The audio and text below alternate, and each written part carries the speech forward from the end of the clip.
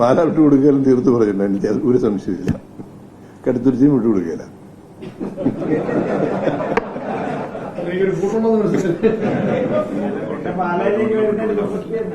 ഇനിയിപ്പോ കോട്ടയം പാർലമെന്റ് വിട്ടും വിട്ടുകൊടുക്കാൻ പറ്റത്തില്ല.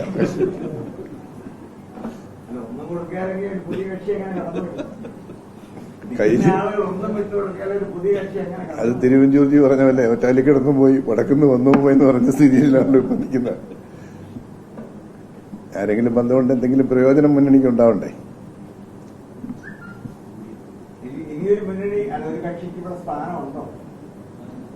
അത് സംസ്ഥാന നേതൃത്വം തീരുമാനിക്കേണ്ടി. അത്തരം വിഷയങ്ങളെല്ലാം യുഡിഎഫിന്റെ സ്റ്റേറ്റ് ലീഡർഷിപ്പിന് വിടുക എന്നുള്ളതാണ്.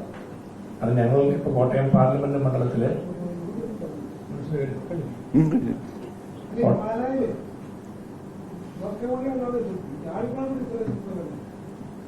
അത് മൊത്തത്തിൽ മോദി ഭരണത്തിനോടും സംസ്ഥാന ഗവൺമെന്റിനുള്ള വിരോധവും അതോടൊപ്പം തന്നെ പാലായിലെ നേതാവിനുള്ള വിരോധവും പ്രതിഫലിച്ചിട്ടുണ്ട്.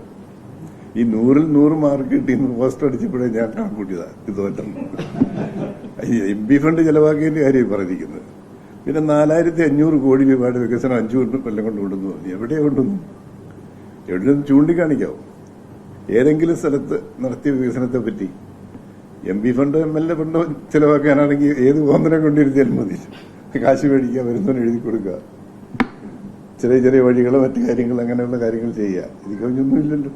മറ്റു പലതും നാട്ടിൽ വന്ന വികസനം മുഴുവൻ സ്വന്തമാണ് എന്ന് പറയാൻ കോട്ടയം റെയിൽവേ സ്റ്റേഷൻ പണിത് പുള്ളിയാണെന്ന് വേണേൽ പറയാം. ഒന്നാമനിപ്പോ എവിടെ പോയെന്ന് കണ്ടല്ലോ.